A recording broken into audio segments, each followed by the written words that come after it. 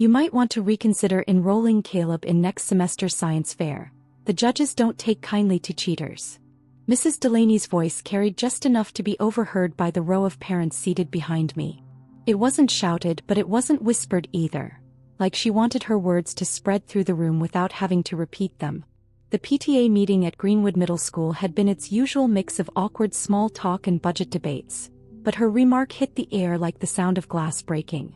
I felt a dozen eyes on me before I even had the courage to look up from my coffee. For a second I thought maybe I'd misheard her. But Mrs. Delaney's expression told me I hadn't. It was that faint, self-satisfied smile I'd seen her give students she'd just put in their place. Only now her target wasn't a 7th grader. It was me. My son Caleb had worked on his robotics project for months, often staying up late to fine-tune code and rewire circuits while I brought him mugs of cocoa. Cheating? The idea was laughable if it hadn't been so vicious. I kept my voice steady even as my pulse began to hammer. "I'm sorry, could you repeat that?" She didn't blink. "I'm simply saying that some students, and their parents, push the boundaries of fair play. And when judges see too much parental involvement, it raises eyebrows." I could feel the shift in the room, some parents looking curious, others embarrassed for me. Mrs. Delaney had planted her seed of doubt right there in the middle of the multipurpose room, between the poster about recycling and the bake sale sign-up sheet. In that moment I understood two things. First, this wasn't some offhand comment. It was calculated. And second, she had no idea who she was dealing with. I didn't answer her right away. Not because I didn't have words, I had plenty, but because I knew that firing back in a crowded room would give her exactly what she wanted. Mrs. Delaney thrived on public moments, the kind where she could play the calm, collected professional while her target looked overly emotional. Instead, I smiled faintly, took a sip of my cold coffee and let the meeting roll on without me. But inside my thoughts were moving fast. Caleb was 13 and until this year, school had been his safe place.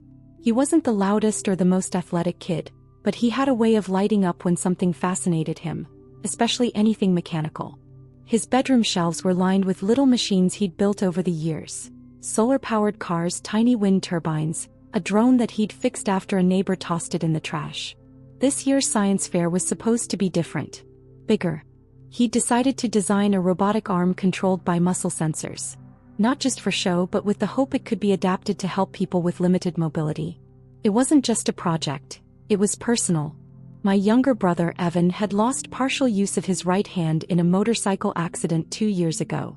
Caleb's idea had moved Evan to tears. He'd even come over a few weekends to test the prototypes. I'd watched my son's confidence grow with each improvement, his focus sharper than I'd ever seen. And now, with one careful sentence, Mrs. Delaney was trying to strip all of that away. This wasn't just about a competition, it was about my child's integrity. His reputation. The kind of thing that could follow a kid in a small community like ours, where rumors traveled faster than the local river after a storm. I thought back to the first time I'd met her 3 years ago when Caleb started middle school. She'd been all warmth and welcome then, the kind of teacher who made you believe your child was in good hands. Somewhere along the way that had changed. I'd seen her pick favorites. I'd seen her ignore the quiet kids who didn't fit her mold. And I'd seen her punish those who challenged her authority. Sometimes subtly, sometimes not. As the meeting wrapped up, she gathered her notes with deliberate slowness, her eyes flicking toward me just once before she left the room. It wasn't an accident. It was a warning. She'd started something that she believed I couldn't fight without making myself look like the overprotective parent. But Mrs. Delaney had underestimated me in a way she'd soon regret. The next morning I walked Caleb to the bus stop like I always did. The sky was still pale, the air carrying that faint bite of late autumn. He had his backpack slung over one shoulder, his hair sticking up on one side from sleeping on it wrong. "Mom," he said quietly, eyes fixed on the road, "Mrs. Delaney told the whole class yesterday that some people get too much help on their projects." I felt my stomach tighten. "Did she say your name?" He shook his head, but the way his shoulders hunched told me everything I needed to know. In middle school, you didn't have to say a name for everyone to know who was being talked about. Some kids laughed, he added, voice small. I stopped walking, crouched down so I could meet his eyes. "Listen to me, Caleb. You know the truth. You've worked hard on this. And I'm going to make sure everyone else knows it too."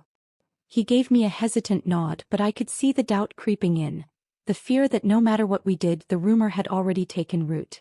After he got on the bus, I went back inside, poured myself another cup of coffee and sat at the kitchen table with my laptop. I wasn't going to march into the school in a rage. That would play right into Mrs. Delaney's hands. I needed to be strategic. I started by pulling up every email Caleb and I had exchanged with her this semester. Updates about the project, supply requests, even the pictures she'd asked for when he first started building the prototype. Then I dug out the little spiral notebook Caleb kept in the garage, where he'd logged every hour of work and every change he made. As I flipped through the pages, something struck me. The project was documented down to the minute. Photos, sketches, receipts from the hardware store. A record so thorough it could have been evidence in court. And maybe it would be. Before I could overthink it, I called Evan. "Do you still have those videos of you testing Caleb's arm?" I asked. "Yeah." "Why?" "Because," I said slowly, watching a red maple leaf spiral down past the kitchen window. "It's time people saw exactly how much work my son has done. And who it's for." By the time I hung up, a plan was already forming. Not just to clear Caleb's name, but to make sure the truth reached further than Mrs. Delaney ever intended her lie to go. That evening after dinner, I called Caleb into the living room. The coffee table was covered with a mix of photos, notes, and Evan's videos queued up on my laptop. "We're going to tell your story," I said. He sat down cautiously, glancing at the pile. "To who?" "To everyone who matters," I replied. "And we're going to do it in a way Mrs. Delaney can't twist." I explained the plan. A short video showcasing the project from start to finish. His sketches, the hours in the garage, the trial runs with Evan, narrated by Caleb himself. No defensive tone, no mention of rumors. Just the truth, presented so clearly it couldn't be ignored. Caleb's eyes lit up in a way I hadn't seen since before this whole mess started.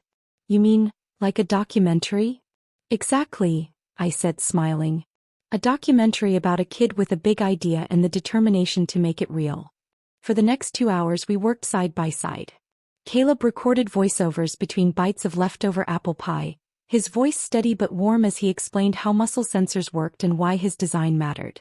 I layered his narration over clips of him soldering wires, testing grip strength, laughing with Evan after a failed trial. By the time we finished, it wasn't just a defense. It was a piece of work anyone would be proud of. Before he went to bed, Caleb hesitated in the hallway. "Mom, do you think she's going to be mad?" I thought about Mrs. Delaney's little smirk at the PTA meeting, the deliberate way she'd planted her accusation. "Probably," I said honestly. "But the truth has a way of making the right people uncomfortable." After he was asleep, I uploaded the video to the school's parent Facebook group with a simple caption. "Caleb's been hard at work on his science fair project for months. Here's what he's been building, and who he's building it for." I didn't tag Mrs. Delaney. I didn't need to. By morning, the video had been shared more than 50 times with comments from parents, neighbors, and even a local news anchor who'd stumbled across it. And something told me this was only the beginning. By the time I pulled into the school parking lot that morning, my phone was buzzing nonstop. Parents I barely knew were sending messages. Words like inspiring, incredible work, and "tell Caleb we're rooting for him." Even Evan had texted a screenshot of the video reposted on a local news station's page. Inside, the hallways buzzed with that particular energy kids get when something big has happened. A few students I didn't recognize nodded at me as I passed, one even whispering, "That's Caleb's mom." When I reached the science wing, Mrs. Delaney was standing by her classroom door, clipboard in hand. Her eyes found mine instantly. For just a flicker of a second, her usual confident posture wavered. Then the smile came, polite, brittle. "Mrs. Brooks," she said smoothly, "quite the publicity campaign you've started." I met her gaze without blinking. "It's not a campaign. It's the truth." She shifted her weight, glancing toward a group of students lingering nearby. "We do try to keep the focus on student work, not parental involvement." "Funny," I said, lowering my voice just enough that only she could hear. "That's exactly what we did, showed the students' work. Every last hour of it." Her smile thinned. "Some people might see it as defensive." "Some people," I replied, "might see it as clearing the name of a child you publicly implied was dishonest." The hallway seemed to grow quieter. She opened her mouth, then closed it again as the first bell rang. I turned to leave, but not before catching the sight of 3 parents walking toward her, each one holding a printout of the video's transcript. By lunch, I'd heard from a friend on the PTA that the principal had called Mrs. Delaney into her office. And though I didn't know what was being said behind that closed door, I knew one thing. She was no longer in control of the narrative.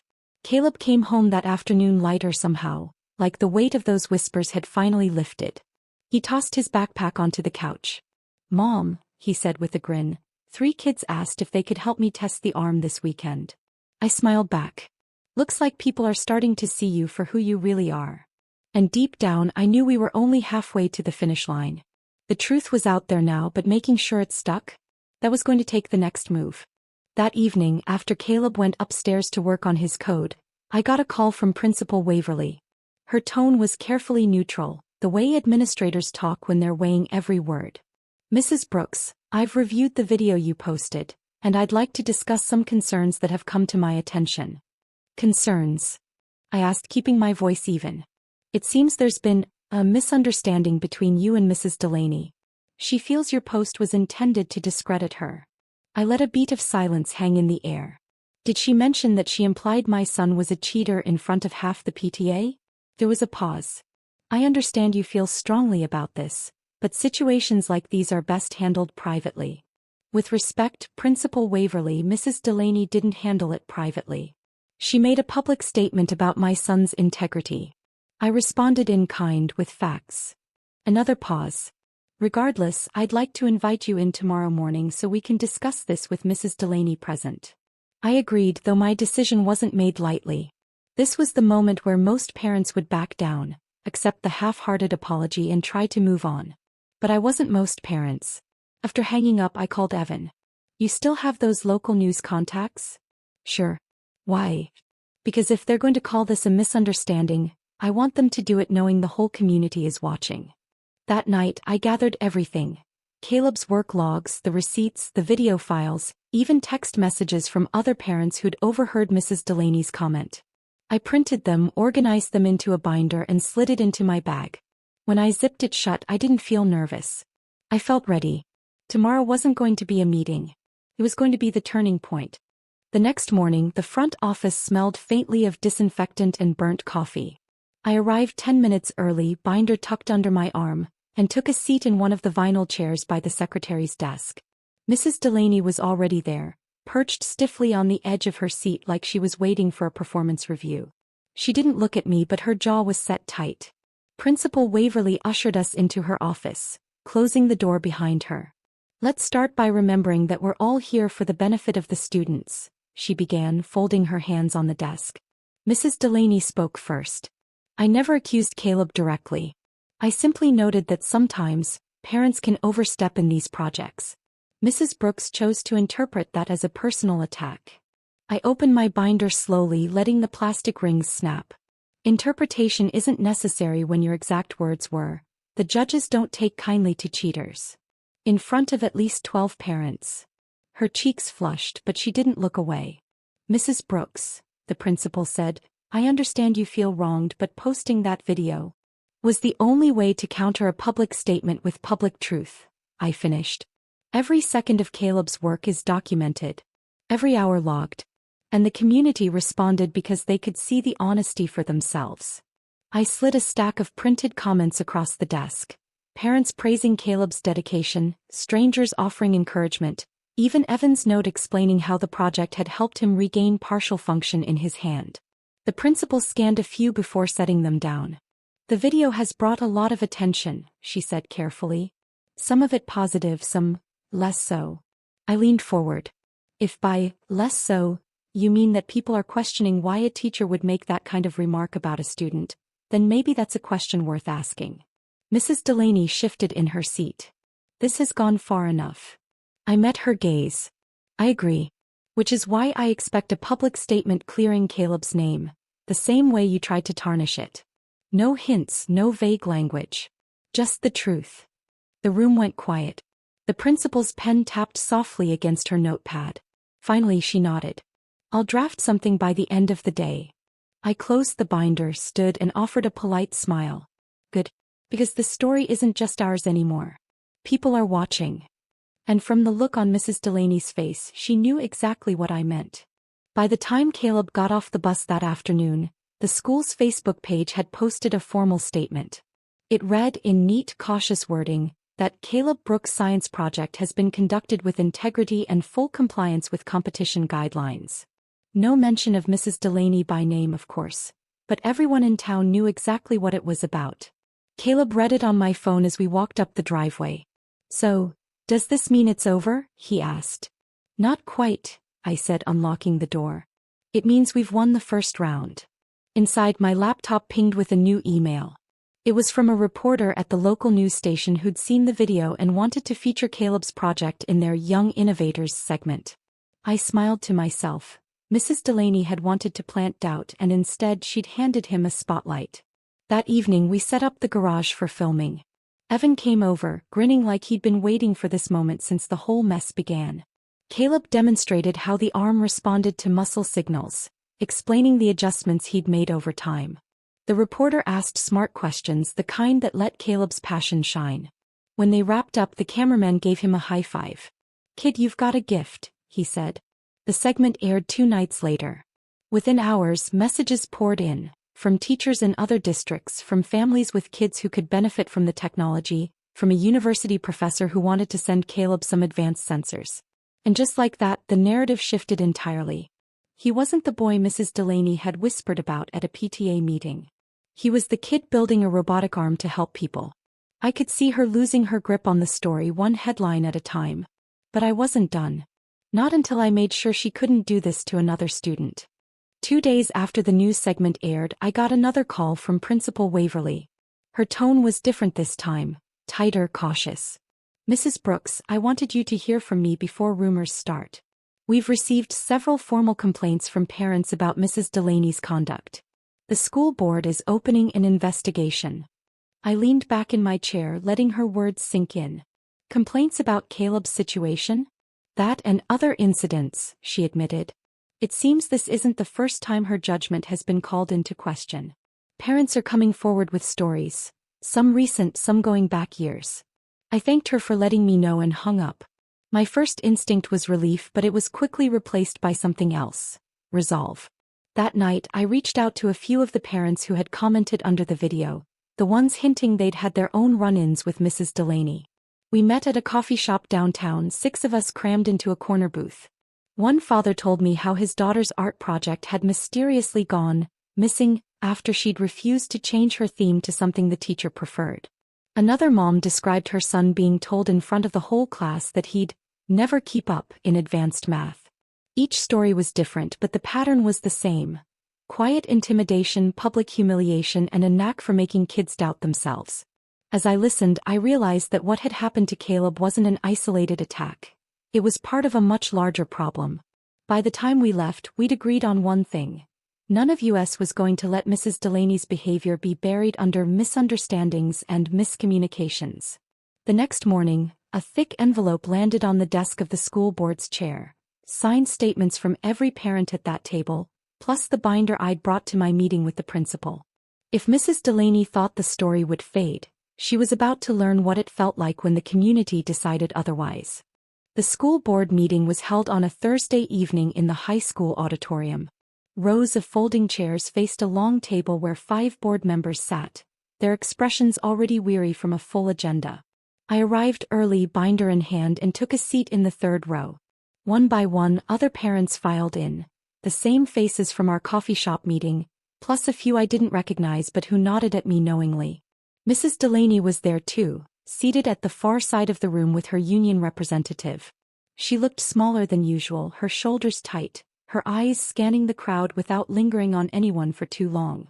When the public comment portion opened, I was the first to step to the microphone. My voice didn't shake. "I'm here tonight because my son, Caleb Brooks, had his integrity questioned by a teacher in a public setting.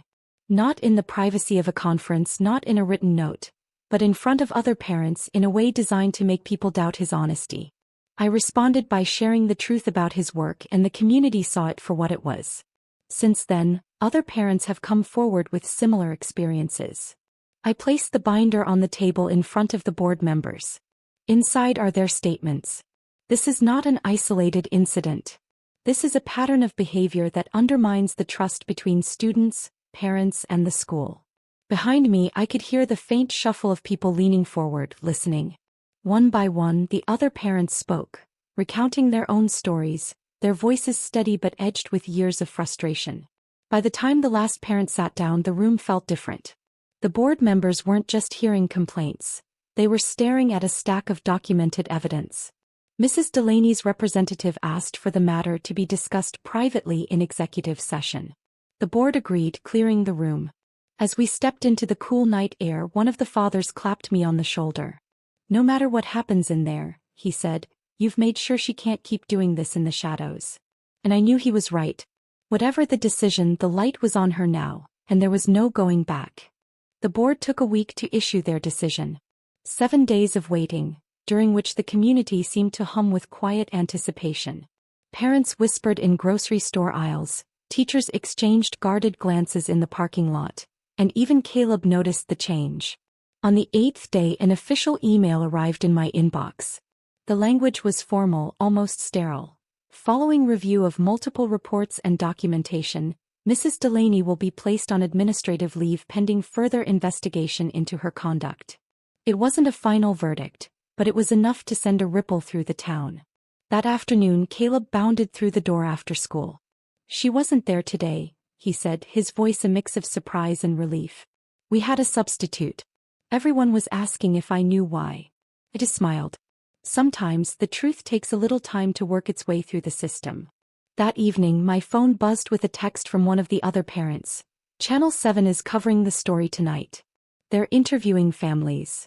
When the segment aired, the anchor spoke carefully, but the message was clear. They showed clips of Caleb's project, parents praising his work ethic, and blurred out photos of the binder I'd submitted to the board. The camera lingered just long enough on the stack of signed statements to suggest this wasn't about a single misunderstanding. It was about a culture that needed to change. Watching it, I realized something. This wasn't only about Caleb anymore. It was about every student who'd been made to feel small, every parent who'd stayed quiet to avoid rocking the boat. And while Mrs. Delaney's absence was a victory, the real win would be making sure no one like her could take root again. The next morning, I drafted an idea, one that would take this fight beyond our town. I spent the weekend pulling together research, case studies, and recommendations. By Monday morning, I had a 12-page proposal for a new district-wide policy, clear guidelines for teacher conduct, a transparent complaint process, and mandatory annual training on professional boundaries and communication. I wasn't just going to remove one bad teacher. I was going to help close the door on this kind of abuse entirely. That afternoon, I emailed the proposal to the school board with a simple subject line: "For the future of our students." Then I printed a copy and hand-delivered it to Principal Waverly's office. She looked up from her desk as I walked in, her expression a mix of curiosity and guarded respect. "What's this?" she asked, taking the binder from me. "A solution," I said. "Because replacing one person won't matter if the system stays the same." She flipped through a few pages, nodding slowly. "You've clearly put a lot of thought into this." "I've put thought into making sure no student has to go through what Caleb did, or what other kids have told me they've gone through." Waverly closed the binder and set it in front of her. "I'll bring this to the next district leadership meeting." As I walked out of the office, I felt something shift. For weeks, I'd been playing defense, responding to rumors, countering attacks, proving the truth. Now I was finally on offense. That night, Caleb sat at the kitchen table tinkering with a new attachment for the robotic arm. "If we get this to work," he said, eyes bright, "it could help people with really limited hand movement." I watched him work, proud and quietly certain of one thing: Mrs. Delaney had tried to tear him down. Instead, she'd helped him build something bigger than either of us had imagined. And we weren't finished yet. 2 weeks later, the school board held another public session. This time, the room was even more crowded. Not just parents from Greenwood, but people from neighboring districts who had seen the news coverage and heard about the proposal. When my turn came to speak, I didn't rehash what had happened to Caleb. Instead, I focused entirely on the plan. "This isn't about revenge," I told them. "It's about prevention. We need a system that protects students and holds educators accountable, without relying on whispers or luck for the truth to come out." I outlined the training modules, the anonymous reporting channels, the review timelines. The language was professional, deliberate, the kind of proposal they couldn't dismiss as an emotional reaction. When I stepped down from the podium, there was a brief silence, followed by applause. Not the scattered, polite kind, but the real, sustained kind that made board members glance at each other. After the meeting, one of them, a man named Alan Mercer, approached me. "I'll be honest, Mrs. Brooks," he said, "we've never had a parent bring us something this thorough. If half the districts in the state had this policy, we'd be in a much better place." "Then let's make sure they do," I replied. The next morning, an email from the board confirmed they would not only adopt the proposal for Greenwood, but recommend it to the Regional Education Council. It struck me then, what had started as a fight to clear my son's name was turning into something much larger. And somewhere out there I knew Mrs. Delaney was watching the same headlines I was. She tried to write the first chapter of Caleb's story. Now she was just a footnote. Spring arrived early that year, the kind where the air smelled faintly of cut grass and the sun stayed just long enough to tint the sky gold in the evenings. Caleb's science fair was held in the high school gym, the rows of tables buzzing with students showing off everything from potato-powered clocks to homemade drones. His project, the robotic arm, sat at the center of his display, polished and functional, with a small screen looping the video we'd made. Evan stood beside him for part of the day, demonstrating how he could grip a coffee cup and pick up small objects using the sensors. Parents, judges, and even a few students from other schools gathered around, asking questions. Caleb answered each one with the calm confidence of someone who didn't just memorize a script. He lived the work. I caught sight of Principal Waverly making her way down the row, clipboard in hand. She stopped at Caleb's table, watched the demonstration, and gave him a small nod. "Impressive work," she said. "And more importantly, meaningful work." Later that afternoon they announced the winners. Caleb took first place in engineering, but the real moment came when the gym erupted into applause. Loud, sustained, and genuine. I looked around and saw more than pride in those faces. I saw respect. As we were packing up, a teacher from a neighboring district approached me.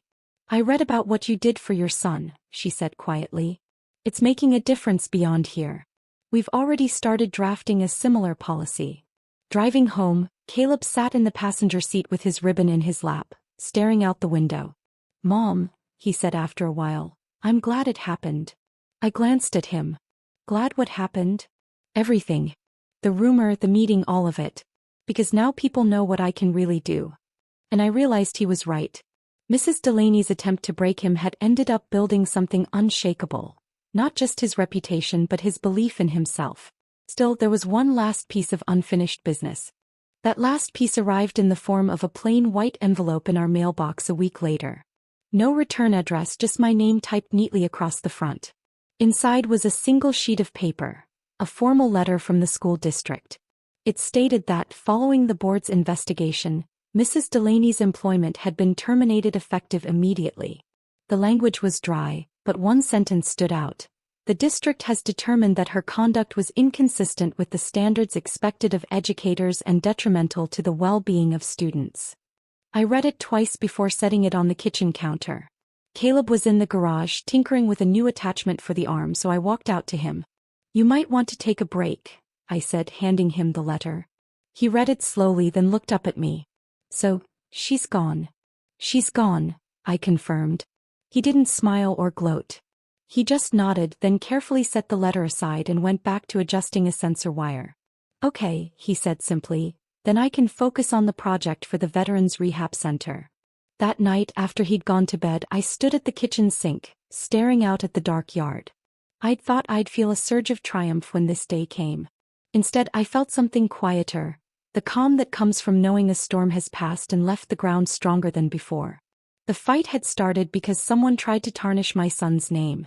But it had ended with a policy change, a new network of parents who refused to stay silent, and a boy whose work was now being discussed far beyond our little town.